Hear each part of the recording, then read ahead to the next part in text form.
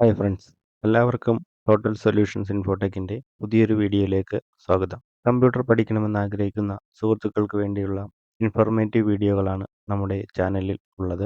കമ്പ്യൂട്ടറിൻ്റെ ബേസിക് മുതലുള്ള കാര്യങ്ങൾ ഉൾപ്പെടുത്തിയിട്ടുള്ള വീഡിയോകൾ നമ്മുടെ ചാനലിൽ പ്രത്യേകം പ്ലേലിസ്റ്റായി അപ്ലോഡ് ചെയ്തിട്ടുള്ളതാണ്. കമ്പ്യൂട്ടറിനെ കുറിച്ച് ഓൾറെഡി മനസ്സിലാക്കിയിട്ടുള്ള കമ്പ്യൂട്ടർ അറിയാവുന്ന സുഹൃത്തുക്കൾ ഈ വീഡിയോ കമ്പ്യൂട്ടർ പഠിച്ചു തുടങ്ങുന്ന നിങ്ങളുടെ സുഹൃത്തുക്കളിലേക്ക് ദയവായി ഷെയർ ചെയ്ത് കൊടുക്കുക.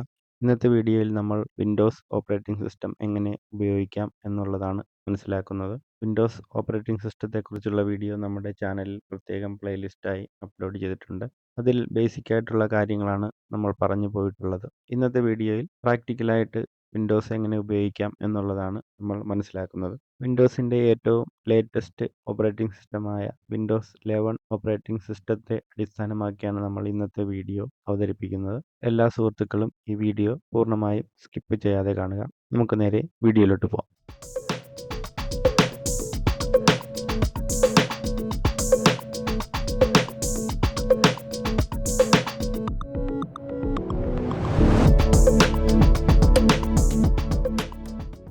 നമുക്ക് വീഡിയോ ആരംഭിക്കാം. ഒരു കമ്പ്യൂട്ടർ എങ്ങനെ ഓൺ ചെയ്യണമെന്ന് എല്ലാ സുഹൃത്തുക്കൾക്കും അറിയാം. അതായത് ഒരു ഡെസ്ക്ടോപ്പ് കമ്പ്യൂട്ടർ അല്ലെങ്കിൽ ഒരു ലാപ്ടോപ്പിൻ്റെ പവർ സ്വിച്ച് പ്രസ് ചെയ്താണ് നമ്മൾ കമ്പ്യൂട്ടർ ഓൺ ചെയ്യുന്നത്. കമ്പ്യൂട്ടർ ഓൺ ചെയ്ത് കഴിഞ്ഞാൽ അതിൻ്റെ ബൂട്ടിംഗ് എന്ന് പറയുന്ന പ്രോസസ്സാണ് നടക്കുന്നത്. ബൂട്ടിംഗ് പ്രോസസ്സ് സ്റ്റാർട്ട് ചെയ്ത് വിൻഡോസ് എന്ന് പറയുന്ന ഓപ്പറേറ്റിംഗ് സിസ്റ്റം നമ്മുടെ കമ്പ്യൂട്ടറിൻ്റെ പ്രൈമറി മെമ്മറിയായ റാം മെമ്മറിയിലേക്ക് സ്റ്റോർ ആകുന്നതോടുകൂടിയാണ് അല്ലെങ്കിൽ ലോഡ് ചെയ്യുന്നതോടുകൂടിയാണ് കമ്പ്യൂട്ടർ നമുക്ക് ഉപയോഗിക്കുവാൻ സജ്ജമാവുന്നത്. ഈ ബൂട്ടിംഗ് പ്രോസസ്സിൽ യൂസർ അക്കൗണ്ട് ആണ് ആദ്യം കാണിക്കുന്നത്. ഒരു വിൻഡോസ് ഓപ്പറേറ്റിംഗ് സിസ്റ്റത്തിൽ ഒന്നിലധികം യൂസർ അക്കൗണ്ടുകൾ നമുക്ക് ക്രിയേറ്റ് ചെയ്യാവുന്നതാണ്. ഓരോ യൂസറിനും നമുക്ക് പ്രത്യേകം പാസ്വേഡും സെറ്റ് ചെയ്ത് ഉപയോഗിക്കാവുന്നതാണ്. ആദ്യം വരുന്ന ലോഗിൻ സ്ക്രീനിൽ യൂസറിന് യൂസർ അക്കൗണ്ട് അനുസരിച്ചുള്ള പാസ്വേഡ് കൊടുത്ത് കമ്പ്യൂട്ടറിലേക്ക് ലോഗിൻ ചെയ്യാവുന്നതാണ്. ഇപ്രകാരം ലോഗിൻ ചെയ്തതിന് ശേഷം ആദ്യമായി ഡിസ്പ്ലേ ആകുന്ന സ്ക്രീനാണ് ഡെസ്ക്ടോപ്പ്. അതായത് ഒരു വിൻഡോസ് ഓപ്പറേറ്റിംഗ് സിസ്റ്റം ലോഡ് ചെയ്ത് കഴിഞ്ഞാൽ നമുക്ക് യൂസറിന് ഉപയോഗിക്കാൻ പ്രാപ്തമാകുന്ന യൂസർ ഇൻ്റർഫേസിൻ്റെ ഫസ്റ്റ് സ്ക്രീനിനെയാണ് ഡെസ്ക്ടോപ്പ് എന്ന് അറിയപ്പെടുന്നത്. നമ്മളുടെ വിൻഡോസ് ഓപ്പറേറ്റിംഗ് സിസ്റ്റം ലോഡായതിനു ശേഷമുള്ള ഡെസ്ക്ടോപ്പ് സ്ക്രീനാണ് ഇപ്പോൾ നിങ്ങൾ കാണുന്നത്. ഇതിൽ ഈ ഭാഗത്ത് കാണുന്ന ഇതാണ് ഐക്കൺസ്.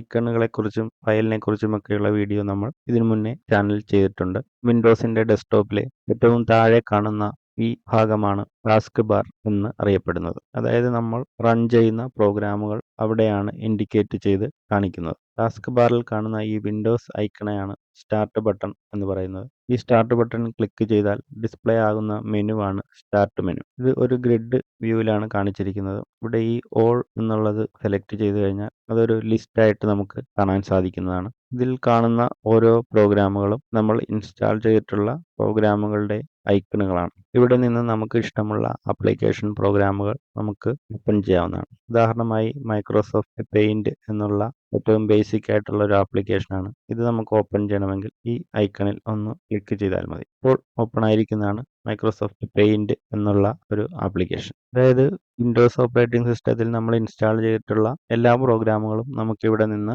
ഓപ്പറേറ്റ് ചെയ്യാവുന്നതാണ്. ആ പ്രോഗ്രാമുകൾ ആൽഫബറ്റിക് ഓർഡറിലാണ് ഇവിടെ ഡിസ്പ്ലേ ചെയ്ത് കാണുന്നത്. ഓരോ പ്രോഗ്രാമുകളെയും കുറിച്ച് നമുക്ക് വിശദമായിട്ട് മനസ്സിലാക്കേണ്ടതുണ്ട്. ഇന്നത്തെ വീഡിയോയിൽ ബേസിക് ആയിട്ട് ഉള്ള കാര്യങ്ങളാണ് പറഞ്ഞു പോകുന്നത്. നമ്മൾ ആദ്യം പറഞ്ഞു ഈ ഡെസ്ക്ടോപ്പിൽ കാണുന്ന ഈ ചെറിയ പിക്ചറുകളെയാണ് ഐക്കണുകൾ എന്ന് പറയുന്നത്. അതിൽ ഏറ്റവും പ്രധാനപ്പെട്ട ഒന്നാണ് ദിസ് PC എന്ന് പറയുന്ന ഐക്കൺ. പഴയ കമ്പ്യൂട്ടർ വെർഷനുകളിൽ മൈ കമ്പ്യൂട്ടർ എന്നാണ് ഈ ഐക്കൺ ഉണ്ടായിരുന്നത്. എന്നാൽ ലേറ്റസ്റ്റ് ആയിട്ടുള്ള വിൻഡോസ് വെർഷനുകളിൽ ഇത് ദിസ് PC എന്നാണ് വരുന്നത്. ഈ ഐക്കൺ നമ്മൾ ഡബിൾ ക്ലിക്ക് ചെയ്ത് ഓപ്പൺ ചെയ്താൽ നമ്മളുടെ കമ്പ്യൂട്ടറിൽ ഉള്ള ഡ്രൈവുകളാണ് ഡിസ്പ്ലേ ആയി വരുന്നത്. ഇതിൽ കാണുന്ന ആദ്യത്തേതാണ് C ഡ്രൈവ്. ഇതിലാണ് നമ്മൾ വിൻഡോസ് ഓപ്പറേറ്റിംഗ് സിസ്റ്റം ഇൻസ്റ്റാൾ ചെയ്തിട്ടുള്ളത്. കൂടാതെ ഈ കമ്പ്യൂട്ടറിൽ 2 ഡ്രൈവുകളാണ് അഡീഷണൽ ആയിട്ടുള്ളത്.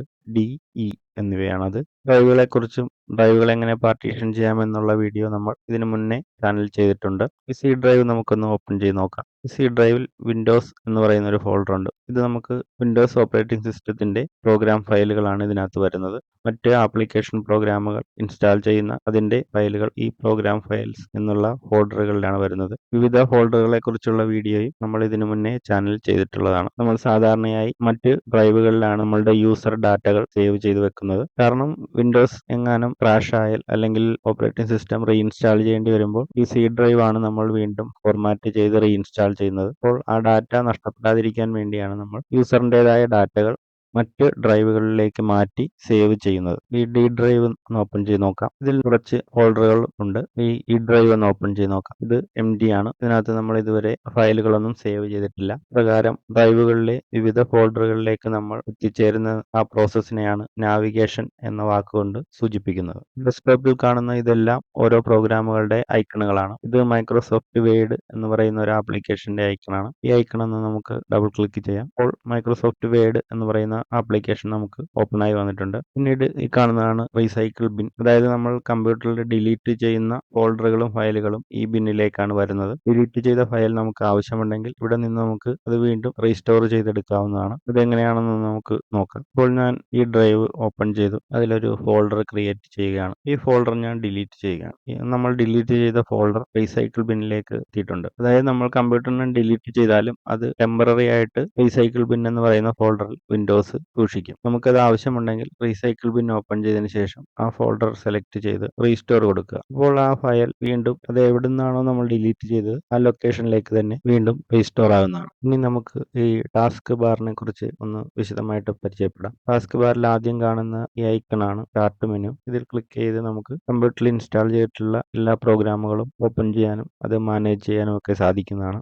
ഈ സ്റ്റാർട്ട് മെനു ഓപ്പൺ ചെയ്താൽ അതിന്റെ ഏറ്റവും ടോപ്പിലായിട്ട് ഒരു സെർച്ച് ഓപ്ഷൻ ഉണ്ട്. ഇവിടെയും നമുക്ക് സെർച്ച് ചെയ്ത് നമുക്ക് ആവശ്യമുള്ള ഒരു പ്രോഗ്രാം സെലക്ട് ചെയ്ത് റൺ ചെയ്യാൻ സാധിക്കുന്നതാണ്. അപ്പോൾ നമുക്കിവിടെ പെയിന്റ് ആണ് ഓപ്പൺ ചെയ്യുന്നതെങ്കിൽ ഇവിടെ പെയിന്റ് എന്ന് ടൈപ്പ് ചെയ്ത് കൊടുത്താൽ മതി. അപ്പോൾ പെയിന്റിന്റെ ഐക്കൺ ഇവിടെ ഡിസ്പ്ലേ ആയി വരും. നമുക്ക് അവിടെ നിന്ന് ഇത് ഓപ്പൺ ചെയ്യാവുന്നതാണ്. അതേപോലെ സെറ്റിംഗ്സ് ഉണ്ട്. ഇത് വിവിധ സിസ്റ്റം സെറ്റിംഗ്സുകളാണ് ഇതിനകത്ത് വരുന്നത്. ഇതൊക്കെ നമുക്ക് വിശദമായിട്ട് അടുത്ത വീഡിയോയിൽ പരിചയപ്പെടാം. പിന്നീട് ഇവിടെ ഒരു സെർച്ച് ഓപ്ഷൻ ഉണ്ട്. ഇതൊരു സെർച്ച് ബാർ ആണ്. ഇവിടെയും നമുക്ക് ടൈപ്പ് ചെയ്തിട്ട് നമുക്ക് ആവശ്യമുള്ള പ്രോഗ്രാം ഓപ്പൺ ചെയ്യാവുന്നതാണ്. ഇവിടെ വേഡ് എന്ന് ടൈപ്പ് ചെയ്ത് കൊടുത്തു കഴിഞ്ഞാൽ അത് അതിന്റെ ഐക്കൺ വരും. നമുക്ക് ഇവിടെ നിന്നോ ഇങ്ങനെ ഓപ്പൺ കൊടുത്തോ എങ്ങനെ വേണമെങ്കിലും നമുക്ക് ആ ഒരു പർട്ടിക്കുലർ പ്രോഗ്രാം റൺ ചെയ്യിക്കാവുന്നതാണ്. പിന്നീട് ഈ വരുന്നത് ഒരു ടാസ്ക് വ്യൂവിന്റെ ഐക്കൺ ആണ്. അതായത് നമ്മളിപ്പോൾ കാണുന്ന ഡെസ്ക്ടോപ്പ് 1 ആണ്. അതിൽ നമ്മൾ പ്രോഗ്രാമുകൾ ഉപയോഗിക്കുന്ന പോലെ തന്നെ വീണ്ടും ഒരു ഡെസ്ക്ടോപ്പ് നമുക്ക് ക്രിയേറ്റ് ചെയ്യാം. അതിൽ തന്നെ നമുക്ക് സ്വിച്ച് ചെയ്തിട്ട് ഇതിൽ റൺ ചെയ്യുന്ന പ്രോഗ്രാമുകൾ കൂടാതെ അടുത്ത ഡെസ്ക്ടോപ്പിലും നമുക്ക് വേറെ പ്രോഗ്രാമുകൾ വേണമെങ്കിൽ റൺ ചെയ്യാം. അതായത് ഒരു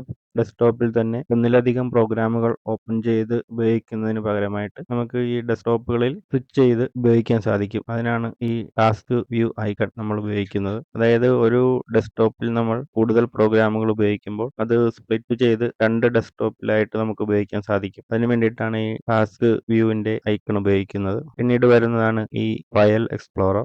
നമ്മളുടെ ദിസ് PC ഐക്കൺ നമ്മൾ ഉപയോഗിച്ച പോലെ തന്നെയാണ്. അതായത് ദിസ് PC എന്ന് പറയുന്ന ഐക്കൺ നമ്മൾ ഇവിടെ കണ്ടു. ഇതേപോലെ തന്നെയാണ് ഈ ഫയൽ എക്സ്പ്ലോറർ ഐക്കൺ നമ്മൾ ഉപയോഗിക്കുന്നത്. ഇത് ഓപ്പൺ ചെയ്താൽ നമുക്ക് വിവിധ ലൊക്കേഷനുകളിലേക്ക് എത്തിച്ചേരാവുന്നതാണ്. ഇതിനകത്ത് നമുക്ക് റീസെന്റ് ആയിട്ട് ഓപ്പൺ ചെയ്ത ഫയലുകളാണ് ഇവിടെ കാണുന്നത്. അതുപോലെ ഈ സൈഡ് വ്യൂവിൽ നിന്ന് നമുക്ക് ആവശ്യമുള്ള ഫോൾഡറുകളിലേക്ക് നാവിഗേറ്റ് ചെയ്തു പോകാവുന്നതാണ്. അതിനുശേഷമുള്ള ഏരിയയിലാണ് നമ്മൾ കറന്റ് ആയിട്ട് റൺ ചെയ്യുന്ന പ്രോഗ്രാമുകളുടെ സ്വിച്ച് വരുന്നത്. ഇപ്പോൾ നമ്മൾ പവർ പോയിന്റ് എന്ന് പറയുന്ന ഒരു ആപ്ലിക്കേഷൻ റൺ ചെയ്യുന്നുണ്ട്. അതിനെ റെപ്രസെന്റ് ചെയ്യുന്ന ഐക്കണാണ് ഈ ടാസ്ക് ബാറിൽ കാണുന്നത്. ഇവിടെ നിന്ന് നമുക്ക് അത് ഓപ്പൺ ചെയ്യാവുന്നതാണ്. അതേപോലെ നമ്മൾ ഓപ്പൺ ചെയ്യുന്ന ഓരോ പ്രോഗ്രാമുകളും ഇതിനുശേഷം ഇവിടെ ഐക്കണായിട്ട് ഡിസ്പ്ലേ ചെയ്ത് വരും. ഉദാഹരണത്തിന് നമുക്ക് ഇവിടെ മൈക്രോസോഫ്റ്റ് വേഡ് ഓപ്പൺ ചെയ്ത് നോക്കാം. അപ്പോൾ വേഡിന്റെ ഒരു ഐക്കൺ ഇവിടെ വന്നിട്ടുണ്ട്. പ്രകാരം വിവിധ പ്രോഗ്രാമുകൾ ഒരേ സമയം റൺ ചെയ്യുന്നതിനെയാണ് മൾട്ടി ടാസ്കിംഗ് എന്ന പദം കൊണ്ട് ഉദ്ദേശിക്കുന്നത്. അതായത് ഒരേ സമയം തന്നെ വിവിധ പ്രോഗ്രാമുകൾ നമുക്ക് കമ്പ്യൂട്ടറിൽ റൺ ചെയ്യുകയും അവ തമ്മിൽ ഡാറ്റ കൈമാറ്റം ചെയ്യുകയും എല്ലാം സാധിക്കുന്നതാണ്. ഇനി നമുക്ക്